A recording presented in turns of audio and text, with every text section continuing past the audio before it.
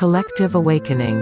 Vigilantes and Resurrection 2581. Rebirth. The bloody regime of the Islamic Republic will be recorded as one of the greatest comedy tragedy plays in history.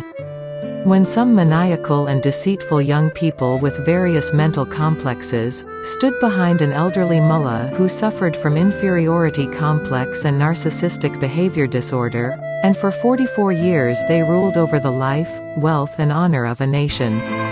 History will write that the civilized and industrialized world was surprised to see people who easily turned their backs on everything. Iran was a country that in 50 years had reached a place that was on the threshold of entering the gates of joining the advanced and industrialized countries of the world. Almost overnight, the country fell into a ridiculous regression. Even Russia was shocked when it learned that the Islamic Republic had lost the necessary documents to maintain Iran's 50% share of the Caspian Sea. Shocked that there is not one person with experience and knowledge in this country, that a group of violent young people together with a group of inexperienced elderly people have taken all the power. While the world was looking at this comedy tragedy play with surprise, the people of Iran did not even bother to do a brief research in the economy, history and politics of the world to find out that the regime of the Islamic Republic has never been recognized by the civilized world, and only because of the respect that the civilized world has for humanity, it watched in silence while this baseless regime prints money without support and imposes a fake building in the name of government on the people who claim to have a civilization of several thousand years. The majority of people did not doubt anything even when the leaders of this regime admitted that one should cry blood for the state of a nation that is okay with living in misery, or they said that the economy belongs to donkeys. In the midst of so much grief and pain that had arisen in one of the most important countries in the world from a geopolitical point of view, a generation emerged that astonished the world. The deep understanding of this young generation and the movement that started with the code name of Masa is a phenomenon that will be studied by psychologists and sociologists in the future. What can be put forward as a theory here is that revelations and awakening to some aspects of the laws of nature have always happened to mankind through suffering, whether it was intended or not. In Plato's philosophy, it is explained that the biggest danger in the way of discovering the truth is that a person considers himself a master after realizing a part of the truth. Abu al-Sayyid Abu al-Khair expresses this concept in another way. It was narrated that he was told that such and such a person travels the earth, that is, he goes from the east to the west in one moment, and he replied that Satan also goes from the east to the west in one breath, and these things have no value. He then explains that the real man is the one who sits and gets up among people and engages in social interactions but does not forget the remembrance of God even for a moment. What comes to the mind of the authors of this article is that, perhaps from the point of view of Abu Sayyid Abul Khair, self-superiority, narcissism, lying, stealing, hypocrisy, flattery, expressing dissatisfaction with life, putting the responsibility of problems on others, seeking violence, bullying, killing people are all manifestations of neglecting the remembrance of God. Possessing such characteristics is considered unethical in civilized, industrialized and secular countries or countries with a laissez-faire legal system. People who have such characteristics are rejected from society or imprisoned. In civilized industrialized countries, elite and scientific people are at the top of important national affairs. This is despite the fact that in Iran and during the past 44 years, all those who held power were suffering from narcissism, lying, stealing, hypocrisy, flattery, violence, coercion and cheating, which sometimes reminded the civilized world of the structure implemented by pirates or bandits, who are usually kept either in prisons or in mental hospitals. After the two world wars, the industrialized countries had learned that the best way to solve conflicts and problems is legal ways away from violence, conducting negotiations, building trust, trying to create and implement human rights, and scientific methods in general.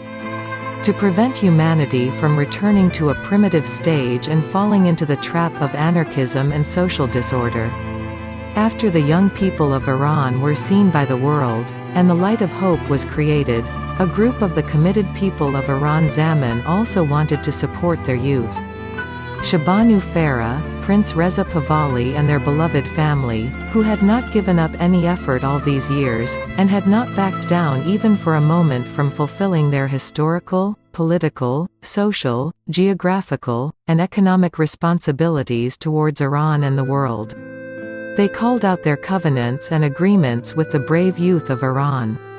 Right now, when we are preparing the ground for the return of Prince Reza Pahlavi and the renewal of the pact between the nation and the prince, the mental question is what percentage of the Iranian society can be like Prince Reza Pahlavi and the young people of Iran, professional who have both knowledge and ethical values, people who know how to work well while respecting and serving humanity regardless of color, race, and tendencies, and away from discrimination, violence, and vengeful behaviors.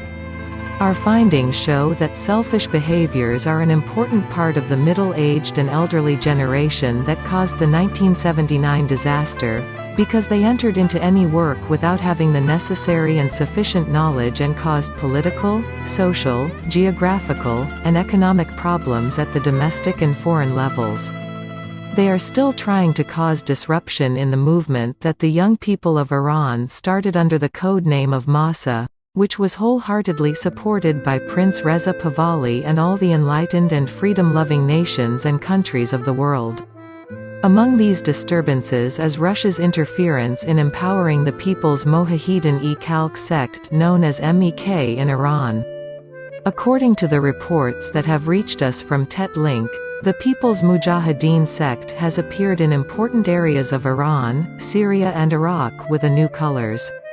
MEK is trying to use the money they have received from Russia to establish influence among the poor people. Also, the majority of groups that have given themselves the name of opposition, have been causing headaches for everyone by entering into pointless and non-scientific discussions on various platforms such as satellite, internet and internet applications. Another phenomenon that needs to be studied by sociologists and psychologists in the future. While most of the heads of the IRGC are either leaving the IRGC or secretly removing their assets, the aforementioned groups are still trying to continue this comedy-tragedy play. This is despite the fact that an important part of young people from Iran are in prisons and are raped and harassed on a daily basis. It is difficult for a civilized society to understand and digest this amount of indifference by middle-aged and elderly people in Iran towards the elite youth who are imprisoned in prisons. Therefore, on the one hand, the civilized and industrialized countries are busy supporting the committed nation of Iran and its young people and the return of Prince Reza Pahlavi to Iran as soon as possible. On the other hand, Russia, MEK, the elderly generation of 57, along with the desperate middle-aged generation of Iran are busy suppressing, raping, killing and torturing the youths of Iran and continuing to spread violence and misery in the Middle East region to fish out of muddy water. We, the committed nation of Iran, together with the brave youth of Iran, are more diligent than ever in continuing the path and speeding up the return of Prince Reza Pahlavi, honor and pride to Iran.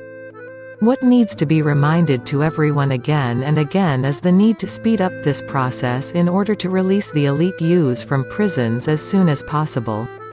Among the other points that need to be remembered is that Iran should become a refugee-accepting country, and follow all international and domestic laws in creating humanitarian behavior with all refugees, including Mr. Ali Khamenei and all the others who have been denied asylum in other countries.